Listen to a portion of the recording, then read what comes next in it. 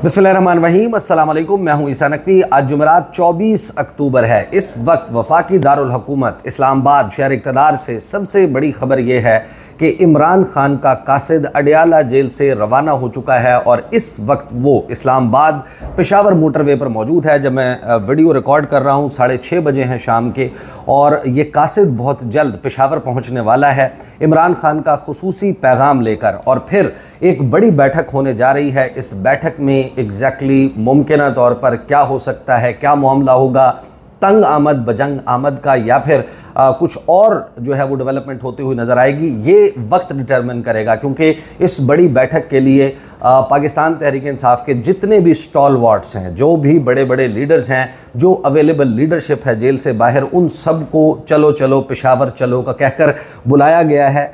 मुमकिन तौर पर ऐन मुमकिन है कि वज़ीर आला हाउस में या फिर किसी और मकाम पर यह मीटिंग होने जा रही है। इस मीटिंग में कौन कौन शरीक होगा और क्या मुमकिन तौर पर हो सकता है, तो इसके हवाले से मेरी अब तक जो लोगों से इब्तदाई बातचीत हुई है वो मैं आपके सामने रखूँगा। एक बड़ी रिहाई है, एक बड़ी मुलाकात है और फिर एक बड़ी बैठक, जिसकी वजह से अगले 48 घंटे अहम तरीन हो चुके हैं। और इस वक्त शहर इक़्तिदार के सियासी ड्राइंग रूम्स में भांत भांत के तबसरे जारी हैं और बुशरा बीबी की रिहाई को बहुत सारे लोग ताबीर कर रहे हैं कि कोई डील या कोई सॉफन अप हुआ है रियासती इदारों का मौक़िफ़ पाकिस्तान तहरीक इंसाफ के लिए, या उनको रिलैक्स किया जा रहा है। कुछ लोग ये कह रहे हैं कि नहीं जनाब, डील हो गई है। मेरे पास इसके हवाले से इतलात थोड़ा सा मुख्तलिफ हैं, और उसकी वजह यह है कि जब मैं आलमी मंजरनामे को पाकिस्तान के दाखिली मंजरनामे से जोड़ता हूँ तो बहुत सारी डेवलपमेंट्स जो हैं वो कुछ और बताती हुई नज़र आती हैं, कुछ और इशारे देती हुई नज़र आती हैं। इस हवाले से मामलात जैसे ही मज़ीद मैच्योरिटी की तरफ जाएंगे तो उसकी तफसीलात मैं आपके सामने रखूँगा कि या क्या रीज़न हो सकता है जो रिहाई अमल में आई है बुशरा बीबी की। क्या उनको मज़ीद कैद में रखना मुमकिन था? इसका नुकसान किसको होता? इंटरनेशनली इस वक्त मंजरनामा क्या है? लेकिन जो इस वक्त लोकल मंजरनामा है इस मैसेंजर के हवाले से, वो लोकल मंजरनामा समझना बहुत अहम है। लोकल मंजरनामा यह है कि आज 24 अक्टूबर है, कल मौजूदा चीफ़ जस्टिस काजी फ़ाइज़ ईसा रिटायर हो रहे हैं और 26 तारीख को नए चीफ़ जस्टिस याहिया आफरीदी अपने ओहदे का हल्फ उठाने जा रहे हैं। जस्टिस मंसूर अली शाह उम्रे के लिए रवाना हो रहे हैं सऊदी अरब के लिए अपनी फैमिली के हमरा, और वो ना तो ओथ टेकिंग में मौजूद होंगे ना ही अलविदाई रेफरेंस में मौजूद होंगे। और इसी मंजरनामे में आपको ये भी पता चलता है कि जस्टिस मंसूर अली शाह ने 23 अक्टूबर को जाते जाते एक ख़त लिखा है काजी फ़ाइज़ ईसा के नाम। उसके कुछ मदरजात सामने आए हैं, ये मदरजात भी समझना अहम है। और फिर जो आज इस्लामाबाद हाई कोर्ट के लेवल पर हुआ, फिर अडयाला जेल में हुआ, और उसके बाद गुज़श्ता रात मुझे मेरी पाकिस्तान तहरीक इंसाफ के एक बहुत ही अहम लीडर से गुफ्तगू हुई, बल्कि रात नहीं सुबह तकरीबन 4:40 पर बात हुई, और मैं उनसे मुलाकात के हवाले से रिक्वेस्ट करना चाह रहा था कि मुलाकात हो जाए। मैं ज़रा कुछ चीज़ें मैं पूछना चाहता था जो इन पर्सन पूछी जा सकती हैं। तो उन्होंने बताया कि आज दिन में ये मुमकिन नहीं होगा। वजह पूछी तो उन्होंने कहा कि मैं पेशावर जा रहा हूँ। मैंने वजह पूछी कि आप पेशावर क्यों जा रहे हैं, तो उन्होंने कहा कि सियासी कमेटी का इजलास जो है वो इन पर्सन बुलाया गया है।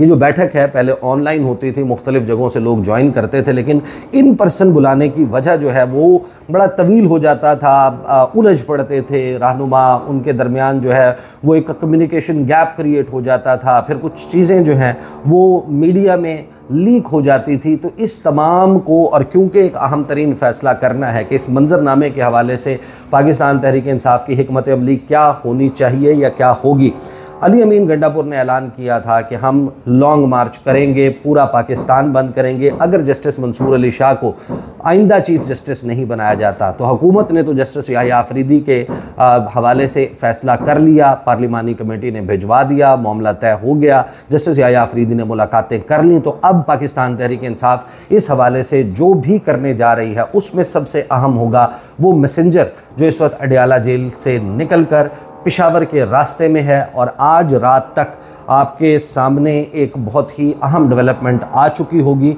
जो नेक्स्ट जो फ्यूचर कोर्स ऑफ एक्शन है उसको डिटर्मिन करेगी। ये भी मुमकिन है कि पाकिस्तान तहरीक इंसाफ की तरफ से एक एलामिया आए जिसमें वो कहें कि हम वेलकम करते हैं नए चीफ़ जस्टिस याहिया आफरीदी को, और उनसे मुतालबा करते हैं कि ये हमारी जो लिस्ट है कि ये केसेस जो हैं इनको फौरी तौर पर निपटाया जाए, इस मसले का हल निकाला जाए और पाकिस्तान का जो सियासी खलफशार है उसको उस तलातुम को जो है वो कम किया जाए, ख़त्म किया जाए। अब एग्जैक्टली डिसीजन क्या होने जा रहा है ये डिटरमिन करता है, लेकिन जो इमरान खान की मुलाकात की तफसीलात हैं, बुशरा बीबी की रिहाई के हवाले से आपको मालूम है। अच्छा, फिर बिलावल ने एक इंटरव्यू दिया है बरतानवी नशरियाती इदारे BBC को, उसके भी अब कुछ जो है वो मदरजात वायरल हो रहे हैं बहुत ज़्यादा। तो इस तमाम मंजरनामे पर सबसे पहले तो मैं आपके सामने रख देता हूँ कि जो जस्टिस मंसूर अली शाह हैं उन्होंने चीफ़ जस्टिस काजी फ़ाइज़ ईसा को जो ख़त लिखा है उस ख़त की क्या चीज़ें सामने आई। उसमें उन्होंने कहा है कि तारीख़ कभी माफ़ नहीं करती। सुप्रीम कोर्ट के जस्टिस मंसूर अली शाह ने चीफ जस्टिस पाकिस्तान को ख़त लिखकर एक बार फिर मखसूस बेंच में बैठने से माजरत कर ली है। जस्टिस मंसूर अली शाह ने चीफ जस्टिस पाकिस्तान काजी फ़ाइज़ ईसा को नया ख़त 23 अक्टूबर को लिखा। ख़त चीफ जस्टिस को बतौर सरबराह प्रैक्टिस एंड प्रोसीजर कमेटी लिखा गया। ख़त में जस्टिस मंसूर अली शाह ने मखसूस बेंच में बैठने से माजरत करते हुए कहा, पहले भी लिखा था, तरमीमी ऑर्डिनेंस पर फुल कोर्ट बैठने तक खुसूसी बेंचेस का हिस्सा नहीं बनूंगा। जस्टिस मंसूर अली शाह के ख़त में सर थॉमस मोरे का कॉल भी लिखा गया है। थॉमस मोरे कहते हैं, जब सियासतदान अपने अवामी फ़राइज़ की खातिर अपने ज़ाती ज़मीर को तर्क कर देते हैं तो वह अपने मुल्क की तबाही की जानिब मुख्तसर रास्ते पर रहनुमाई करते हैं। उन्होंने लिखा कि हम इक़्तिदार में रहते हुए अक्सर भूल जाते हैं कि इस मुल्क के लोग हमारे आमाल को देख रहे हैं। तारीख़ कभी माफ़ नहीं करती। तो जस्टिस मंसूर अली शाह जो गुफ्तगू करते हुए नज़र आ रहे हैं बड़े इंपॉर्टेंट है। 9 महीने के बाद बुशरा बीबी जो हैं उनकी जेल से रिहाई हो जाती है। वो बनी गाला पहुंच चुकी हैं, उनकी गाड़ी के ऊपर फूलों की पत्तियां फेंकी गई और ये तबसरे किए जा रहे हैं कि क्या बुशरा बीबी लीड करने जा रही हैं पाकिस्तान तहरीक इंसाफ को। मेरी इतला जो है वो इससे थोड़ा सा मुख्तलिफ है। फाइनली क्या फ़ैसला होता है इस हवाले से तो हतमी तौर पर अभी कोई कुछ नहीं कह सकता। बिलावल भुट्टो जरदारी कहते हैं कि मुझे नहीं मालूम था कि मंसूर अली शाह चीफ जस्टिस बनेंगे। मैं आता हूँ उस मुलाकात की तरफ जो अडयाला जेल में हुई है वो किन हालात में हुई, अभी तक उसकी क्या जुज़ियात सामने आई हैं और आइंदा क्या हो सकता है, उस पर आने से पहले बिलावल कहते हैं कि मुझे नहीं मालूम था कि मंसूर अली शाह चीफ जस्टिस बनेंगे। उन्होंने जो इंटरव्यू दिया उस इंटरव्यू में वो कहते हैं कि 26वीं आईनी तरमीम जैसा इतना बड़ा काम किसी और चीफ जस्टिस की मौजूदगी में मुमकिन नहीं था। तो काजी फ़ाइज़ ईसा साहब ने फैसिलिटेट किया पार्लियामेंट को उस आईनी तरमीम के लिए जिसके लिए बिलावल भुट्टो कहते हैं कि ब्रूट मेजॉरिटी मेरे पास मौजूद है। उस आईनी तरमीम के लिए फैसिलिटेट किया काजी फ़ाइज़ ईसा साहब ने मौजूदा पार्लियामेंट को, सियासी निज़ाम को, सियासी जमातों को, जिसके लिए इसी इंटरव्यू में बिलावल ने क्या बताया। बिलावल ने कहा कि मौलाना फजलुर रहमान के बग़ैर हमारे नंबर्स पूरे थे, अपोजिशन के इनपुट के बग़ैर भी हमारे नंबर्स पूरे थे। ये वो काम है जो बिलावल कह रहे हैं कि काजी साहब के अलावा किसी की मौजूदगी में नहीं हो सकता था, कोई भी चीफ जस्टिस होता, इसीलिए उनको हीरो करार दिया था। तो काजी फ़ाइज़ ईसा साहब को जाते जाते जो सलामियाँ मिल रही हैं बिलावल की तरफ से, अगरचे वो उनकी तारीफ़ में कह रहे हैं लेकिन वो कहते हैं कि हुए तुम दोस्त जिसके दुश्मन उसका आसमां क्यों हो। तो बिलावल भुट्टो जरदारी बता रहे हैं कि अगर काजी फ़ाइज़ ईसा ना होते तो ब्रूट मेजॉरिटी का ख्वाब पूरा ना होता, काजी फ़ाइज़ ईसा ना होते तो फिर मौलाना फजलुर रहमान के बग़ैर हम कैसे नंबर पूरे करते। वो 63 की तशरीह, वो सारा मामला, उस तमाम के ऊपर क्वेश्चन मार्क, उस तरमीमी ऑर्डिनेंस प्रैक्टिस एंड प्रोसीजर का उसके ऊपर क्वेश्चन मार्क। बिलावल ने एक तरीके से अपनी बड़ाई बयान करने के लिए, काजी फ़ाइज़ ईसा की तारीफ़ बयान करने के लिए ये बता दिया कि ये कंडक्ट था और ये सब कुछ हुआ। ये बिलावल भुट्टो जरदारी कह रहे हैं और कह भी किसको रहे हैं, बरतानवी नशरियाती इदारे BBC को। आगे वो कहते हैं कि हम अपनी मर्ज़ी का आइन बना सकते थे लेकिन पीपल्स पार्टी का तरीक़ाकार रहा है, मिसाक जमहूरियत का वादा पूरा करना है तो मैं ज़ोर ज़बरदस्ती का वोट नहीं चाहता। फिर वो कहते हैं कि जो इख्तियारात आइनी अदालत को मिलने थे वो तो आइनी बेंच को मिल गए। 73 का आइन पास हुआ, उस पर भी तनकीद हुई। 18वीं तरमीम हुई, उस पर भी तनकीद हुई। फिर PTI वाले कह रहे हैं कि हम फॉर्म 47 वाले हैं, हम कहते थे ये सिलेक्टेड हैं। आप ये तो माने कि न मैं ना फॉर्म 47 वाला हूँ ना मैं सिलेक्टेड हूँ। और फिर उन्होंने कहा कि ये इल्ज़ाम झूठा है कि पीपल्स पार्टी फ़ौज की ईमा पर ये कर रही है। मैंने मिसाक जमहूरियत पर अमल किया, इस्टेब्लिशमेंट के कहने पर नहीं बल्कि अपनी वालदा के कहने पर, जबकि बानी PTI ने जो किया वो आज भुगत रहे हैं। ये कहा बिलावल ने।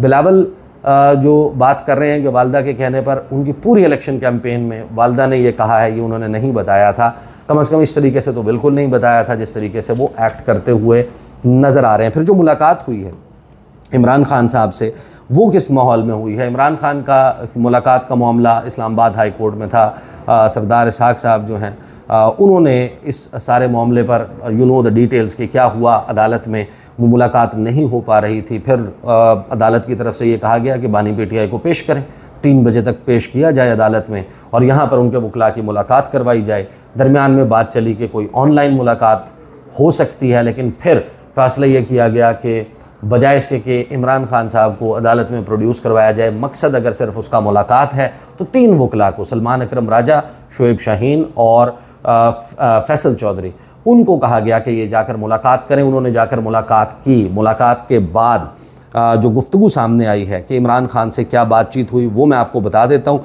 अच्छा, जो अमरीकी ऐवान नुमाइंदगान का ख़त है ना इमरान खान के हवाले से जो बाइडन को लिखा गया है, उस पर मैं सेपरेटली बात करूंगा, लिहाजा वो भी एक अहम तरीन डेवलपमेंट है जो गुज़श्ता 12 से 14 घंटे के दौरान हो चुकी है और उस पर पाकिस्तान के दफ्तर ख़ारजा का रद्द अमल भी आ चुका है। पाकिस्तान के फ़ॉरेन ऑफिस ने बड़ा स्ट्रॉन्गली रिएक्ट किया है उसके ऊपर। तो ये रिएक्शन आए ना आए, मुमकिन तौर पर आइंदा क्या हो सकता है, इस पर अलहदा से बात करेंगे। 2 चीज़ें मैं आपके सामने रख देता हूँ।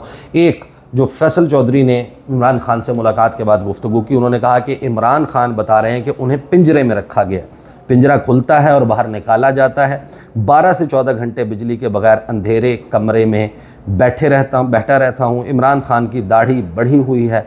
इमरान खान ने कहा मुझे पार्टी वर्कर्स पर फ़ख्र है। इमरान खान पार्टी क़यादत को, कारकुनों को लीड करना चाहिए, पब्लिक की नब्ज़ के साथ चलें, ये डायरेक्शंस हैं जो पार्टी को दी गई हैं।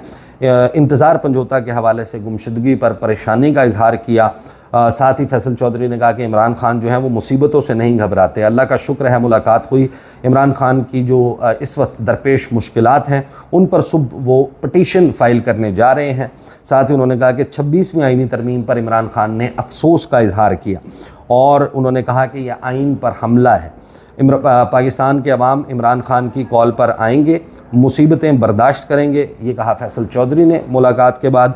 और शुएब शाहीन ने कहा कि इमरान खान को 26वीं आइनी तरमीम का मालूम नहीं था, उन्होंने अफसोस का इजहार किया। इमरान खान ने पूछा मौलाना ने वोट दिया, हमने उन्हें बताया कि हाँ जी वोट दिया है। मज़ीद तफसीलात जो इस मुलाकात की हैं वो मैं फैसल चौधरी साहब के साथ एक खुसूसी नशिस्त आज रात में उनसे रिक्वेस्ट की है। मैं I will go to his place, मैं उनके घर जाऊंगा, उनके साथ बैठकर इसका पूरा नक्शा आपके सामने रखूँगा। इमरान खान का हुलिया कैसा था, इमरान खान की बॉडी लैंग्वेज कैसी थी, ये क्या कुछ था। लेकिन ये जो गुफ्तगू आपने सुनी इसका मतलब ये है कि इमरान खान को मीडिया तक रसाई नहीं है। इमरान खान जो है उनके पास अखबारात नहीं पहुंच रहे। इमरान खान का जो टेलीविज़न सेट है उसके ऊपर कोई न्यूज़ चैनल कम अज़ कम, अगर वो चलता भी है तो न्यूज़ चैनल उसके ऊपर कोई नहीं है। उनको उनके वकला ने ये सब कुछ बताया। तो ये तो मामला, फिर जो दाढ़ी की बात की गई, आपको याद होगा कि मेरे इंटरव्यू में मेरे साथ साहबजादा हामिद रज़ा ने ये तमाम इंकशाफ किया था। तो वो अभी भी अगर सूरत हाल हुआ तो इसका मतलब ये है कि इमरान खान का person to person access jail में जो है वो बहुत ही महदूद हो गया है, वरना बारबर तक रसाई जो है वो होती और उनका हुलिया थोड़ा सा डिफरेंट नज़र आता। ये जो मुलाकात है, इस मुलाकात के बाद शुएब शाहीन साहब, जो मेरी इत्तला के मुताबिक जिन्होंने पेशावर नहीं जाना था, इस मुलाकात के लिए जो मुलाकात होने जा रही है वो अडियाला जेल से निकलने के बाद जिसे कहते हैं कि तीर की तरह सीधे पेशावर के लिए रवाना हुए हैं। कुछ मीडिया टॉक, कुछ गुफ्तगू करने के बाद आई वांटेड कि मैं उनको अपने शो में बुला लूँ, तो उन्होंने कहा कि मेरे पास अहकामात ये हैं कि जैसे करके फ़ौरी तौर पर पहुँचें पेशावर और इमरान खान ने जो पैगाम अपनी पार्टी की क़यादत के लिए दिया होगा वो अब से थोड़ी देर के बाद, आप जब लोग शायद वीडियो देखें उस वक्त रख दिया गया हो, इमरान खान का पैगाम उनके सामने रखा जाएगा और उसके मुताबिक आज जो एलामिया आएगा वो डिटरमिन करेगा, उसमें फ़ैसला हो जाएगा कि क्या वो जो मुल्क बंद करने वाली, एहतजाज करने वाली, तहरीक चलाने वाली बात है वो सामने आती है, या फिर जस्टिस याहिया आफरीदी को वेलकम करके और उनसे कोई मुतालबा सामने रखा जाता है कि हम नए चीफ़ जस्टिस से क्या एक्सपेक्ट करेंगे या करते हैं। ये अभी सरप्राइज़ बाकी है, इसके हवाले से कुछ चीज़ें सामने आएंगी। लेकिन एक बात जो है वो उस जानिब जाते हुए नज़र आ रही है जिसको कहते हैं तंग आमद बजंग आमद, but I don't want to jump the gun on that. क्या ऐसा होने जा रहा है या फिर जो रिहाई और मुलाकात, इसको जो डील का तासुर देने की कोशिश की जा रही है, इस पर तज्जिया, इस पर तबसरा, इस पर मज़ीद इन्फॉर्मेशन आने वाली वीडियोज़ में रखूँगा। ख़ासतौर पर फैसल चौधरी साहब के साथ इंटरव्यू में ये सवाल ख़ुसूसी तौर पर करूँगा। अब तक के लिए इतना ही, इजाज़त दीजिए। अल्लाह हाफ़िज़।